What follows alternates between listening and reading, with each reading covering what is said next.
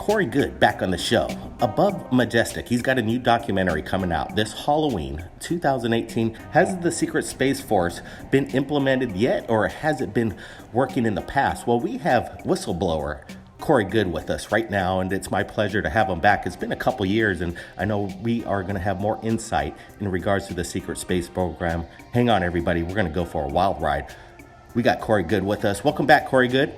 Hey, thank you for having me. All right, great. We're going to show this trailer right now. You just supplied it to us. It's making the rounds right now. Let's take a look at his new documentary coming up this Halloween, Above Majestic.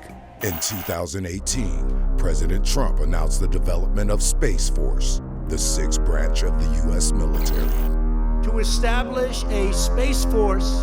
The president and the American public were completely unaware that it already existed.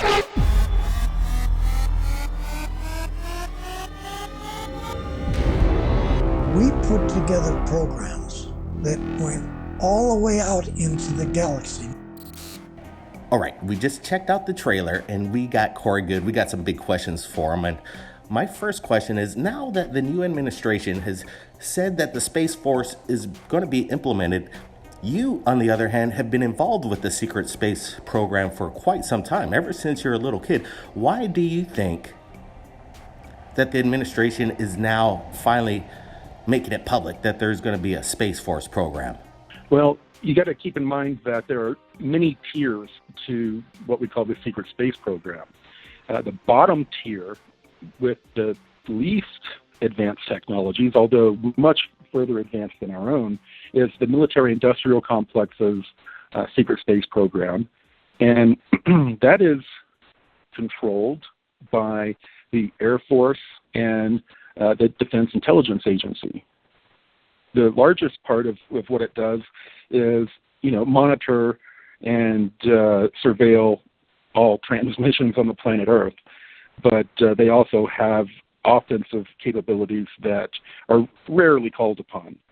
Now, as a part of this disclosure, the powers that be, they've decided that you out there can't handle the truth quite yet. That they honestly believe they're doing the right thing. Many of them. Some are trying to hide crimes, but they believe that you're not ready for this information, so you have to be slowly spoon-fed it over a long period of time.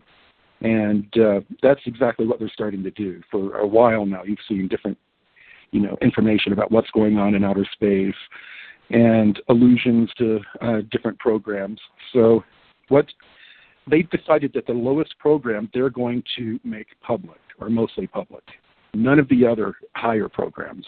And this military-industrial complex program is what they're going to dovetail and start to bring all these secret military-industrial complex under this umbrella of.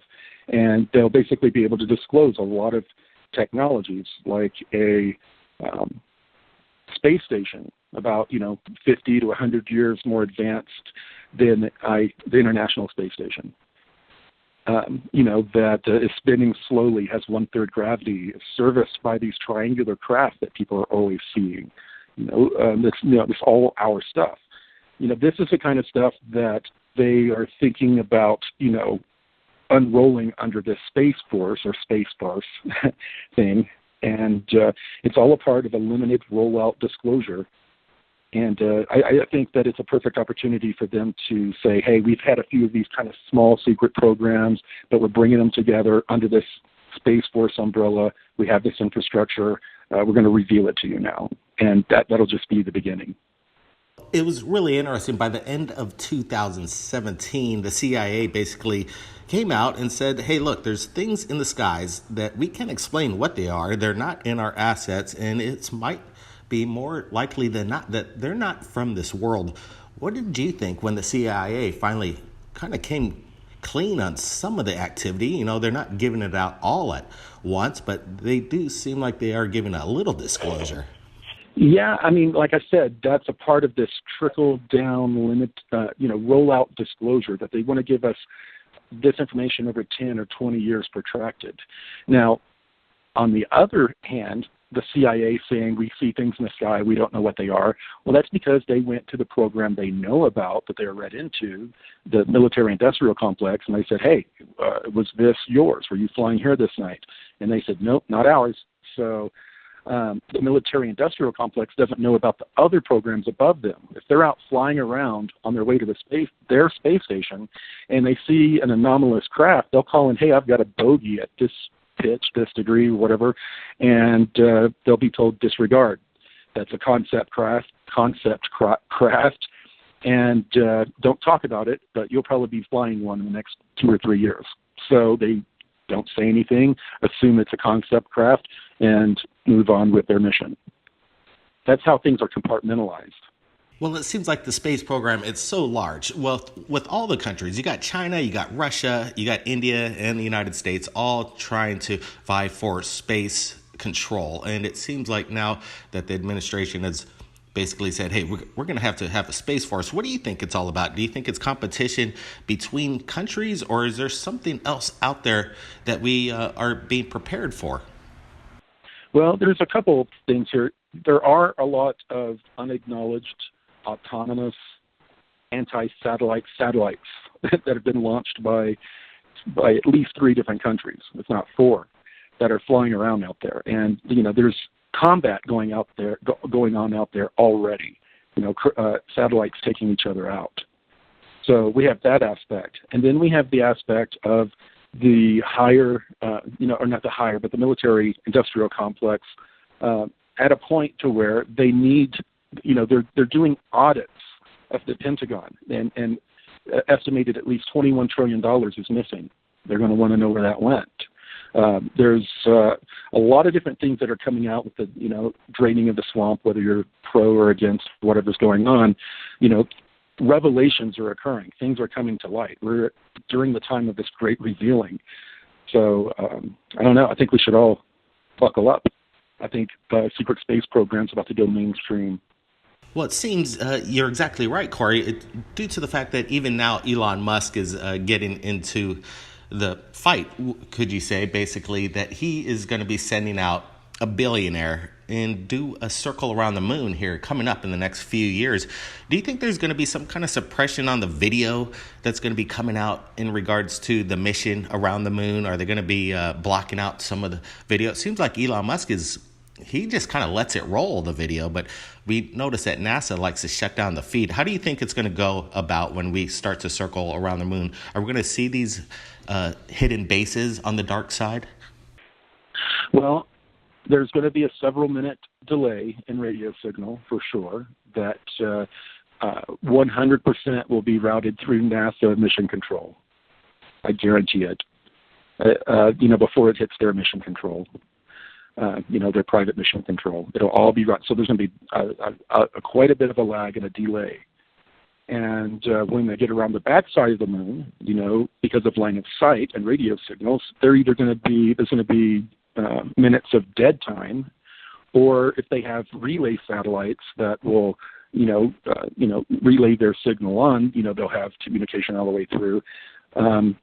But we have to wait till they come around the other side of the moon before whatever video they had downloads and then goes through that same filter. So, yes, they have, advanced capabilities. Think about what they do in motion pictures these days and how quickly, they render those things. They have, they have ways of intercepting it and making changes in that way, and also just causing missing frames or putting in some sort of weird static-looking frame. I'm sure they will be covering their bases as they go on this mission. And again, it's kind of unprecedented that we're going to be sending up a civilian, not really an astronaut, around the moon, and civilians and a billionaire involved. You would think that they would want to get the truth out, but you're saying that they're going to be suppressed in the information that they could give to the people as they go on this adventure around the moon? There could be. I'm not saying necessarily there will. It just might be a perfect opportunity for, maybe their camera will be a little bit lower resolution as they go across the moon, and we'll get maybe some new moon footage that we never had that's that's better than what we had in the past and shows some weird anomalies that fuel speculation more, but nothing that will be definitive. That kind of sounds like more of the way that these groups work and unroll things.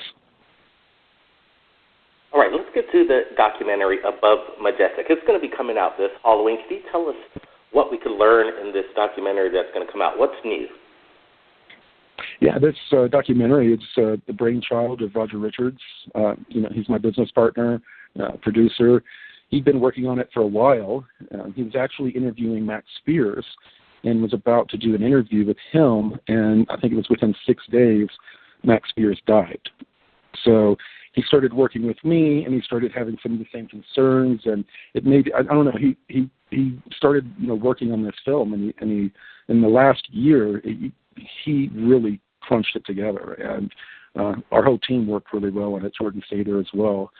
But what it is it's an introduction. It's going to be released through a lot of major platforms, iTunes, Xbox, Amazon, and it's going to be a great red pill movie that introduces an alternative history going back from before World War II, technologies that the Nazis developed down to Antarctica, which I talked with you about last time, all the way up to the current time. There's an alternative history. The victor writes the history, and those who have been in control of us have manipulated and written history. So an alternative history of what I learned in the programs and what others had learned in the programs are going to come out in this movie, as well as a lot of information about secret space programs, a lot of different secret dark programs that the government has done on citizens, as well as we're even going to delve into some of the ritualistic abuse kind of things. Pretty controversial movie. Mr. Spears and his passing, was there anything that was nefarious about his passing, anything suspicious due to the timing of this release? Well, Max Spears, this happened maybe a couple of years ago, him passing. It's when Roger first started this film. And absolutely everything surrounding his death is very suspicious, including recently in the news, all of the, I can't remember what they called them over there, but the inspectors that were involved in his death investigation, they were all basically reprimanded and put under internal investigation themselves.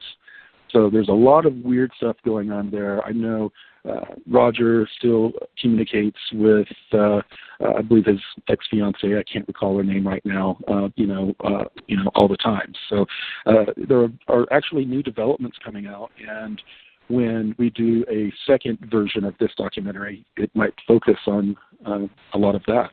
Also, Corey, we did talk about the Antarctic, I think about a year to 2 years ago. Is there any new updates in regards to what's going on up there? We don't hear much about it, but there are new discoveries. We see things from Google Maps constantly. Weird Google imagery coming in from Antarctic. Could I ask you, how much would it cost? Let's just say if Third Phase Moon wanted to go explore some of these places. Maybe you could even actually take us to where, I don't know if it'd be safe or not to get to these locations. Is there any kind of an expense that we could maybe put out there and actually get there, out there on the ground? Actually, I'm trying to work on exactly that. One of the documentaries that we have been in development on for some time, I have contacts, interesting contacts that have access to areas of Antarctica. And there are people there that, hey, if I can go with you, I'll finance the thing, so yeah, there's opportunities there, but you have to approve that any American going down to Antarctica, it has to be approved through the State Department. So the likelihood of that, I don't know. We're going to look into that. But, we're going to bring out, I think, a lot of new and interesting information about Antarctica. We've got a lot of actually new information about dark, corporations doing projects down there under the ice. Things have come out in the news about, just as I had described, big thermal regions under the ice, big cavernous regions that are created by geothermal heat. They've announced, university announced that indeed those are there and that they're like 71 degrees. You could be in a short sleeve shirt. And Dr. Michael Sala, in his recent book about Antarctica, a lot of that's going to be brought into our documentary. You should talk to him sometime. He has a lot of awesome new information that we hope to include. Yeah, we need to get Michael Sala back on Third Phase Moon. We got some questions for him. But in regards to the Antarctic, let me just back it up a little bit. So whose jurisdiction is the whole landmass attributed to? Who does anybody own Antarctica? I know Russia's trying to make claim on it. How's it working up there? A lot of people try to make claim on it. I don't recall exactly the specifics, but I think in 1958 or around that time, a treaty was signed, and they split it up like a pizza, different size slices for, probably a dozen different countries. I can't recall all the countries right now, but a lot. And they were split up in these different regions, and they signed a treaty saying, these are our regions, stay out of our area, we'll stay out of yours, and we all have to swear that we will only do peaceful experimentation down here, only for the betterment of humanity. Everyone's, yeah, I swear, I agree. But all of them immediately began breaking the rules. America began building bases there in the early 60s that were similar to Project Iceworm, to where they were building huge bases that had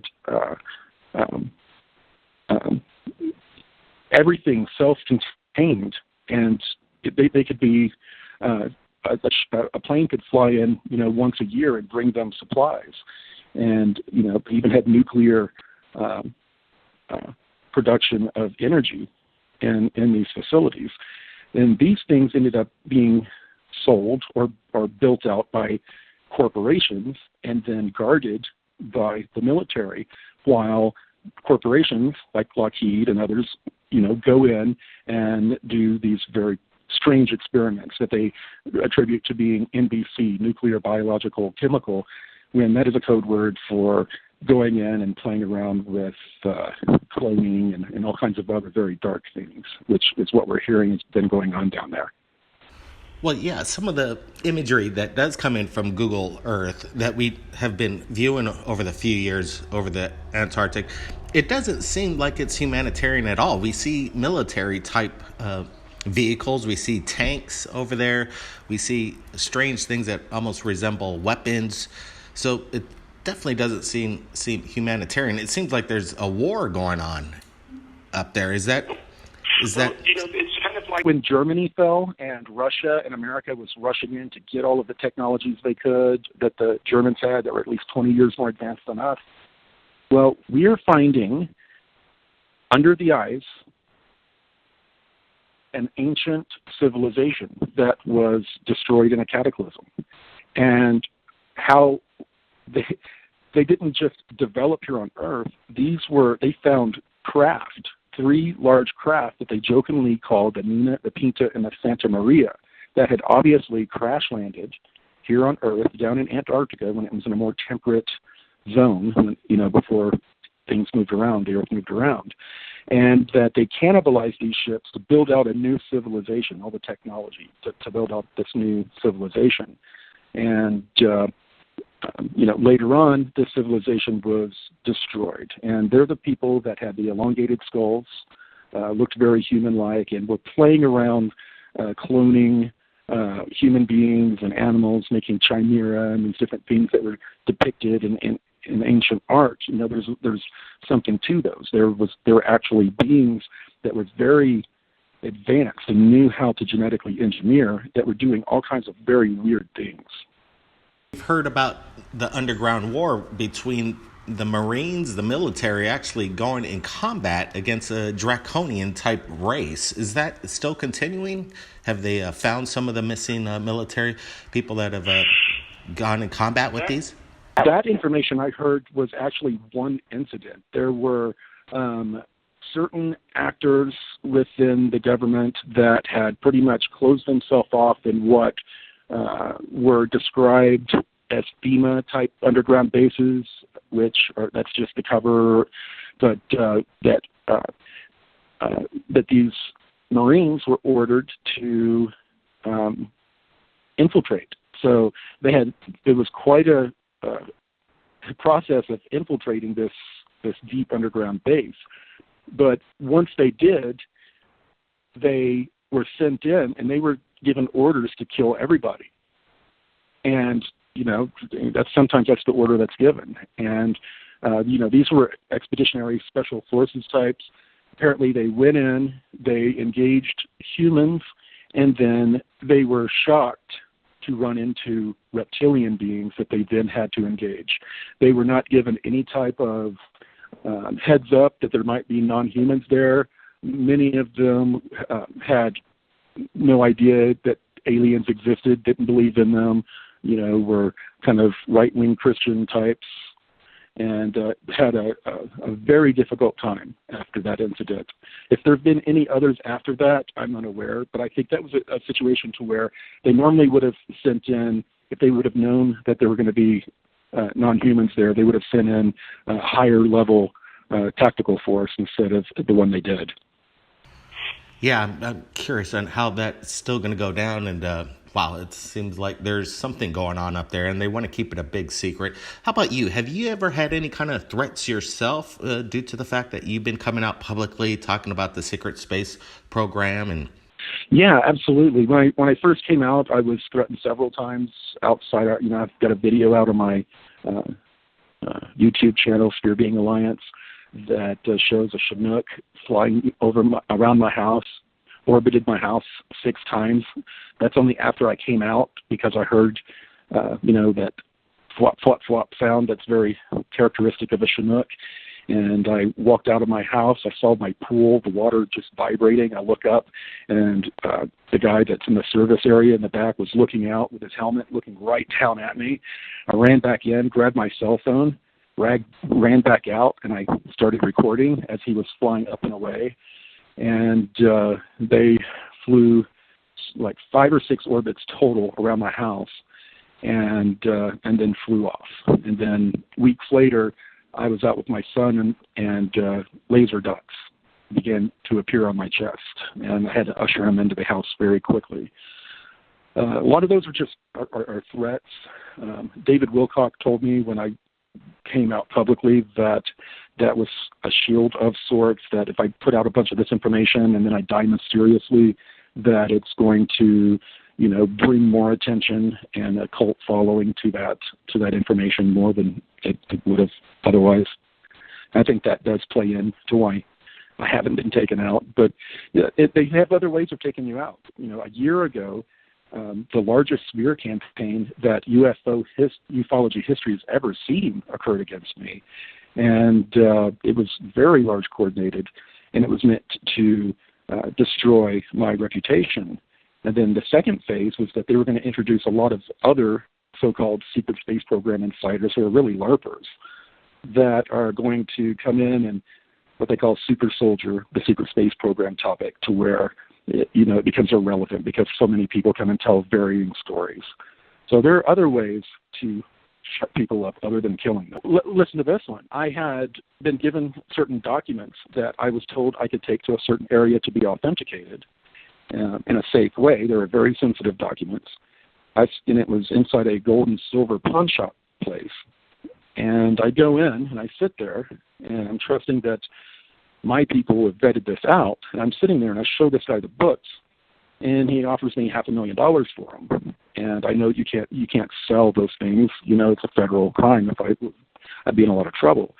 I told him they don't belong to me, and I wasn't going to sell them. And he pulled out a gun and set it on the desk, and then he pushed a button and locked all the doors. And he said, "There's no way you're leaving here with those documents." So I left the place. I didn't expect that. I didn't get any type of intuitive hits, and I left the place with shaky knees, went home, and later on, because of that situation, some people delivered to me some other DIA documents that had to do with similar topics, with wormholes and warp drive space travel, which I released on my website, spherebeingalliance.com, I believe in December of last year. And then it became a pretty big deal recently. Well, I know you only got a few more minutes left. I wanted to ask you about Above Majestic. Where'd you come up with the title for the documentary? Well, as everybody knows, you have the Majestic group, and most people they think cosmic, that's the highest classification, but it's actually Majestic. Disclosure that Majestic group has the highest knowledge of everything going on. So we were saying with the title is that the information that is in this movie, classification-wise, is above Majestic. Well, we want to do more updates. I know it's going to be coming out this Halloween, and when that does come out, I want to get you back on, Corey. I want to ask you some more questions about the audience's reaction, more information that's coming out, because I know things are getting quite wild around the world right now, and I think disclosure is right around the corner. Something's going to happen. Something's going to break. Either way, that they're going to give us the disclosure. They out there are going to kind of reveal themselves in a way that they're going to let us know that they're here. Corey Goode, you be safe out there. Keep up the good work, and we'll be keeping in touch with you. Thank you much. All right, everybody, that was Corey Goode, and I want you to take a look at the link below, the Sphere Being Alliance. You can find out more information about Corey and the upcoming Above Majestic documentary. Stand by, everybody. Blake Cousins. We'll see you guys next time.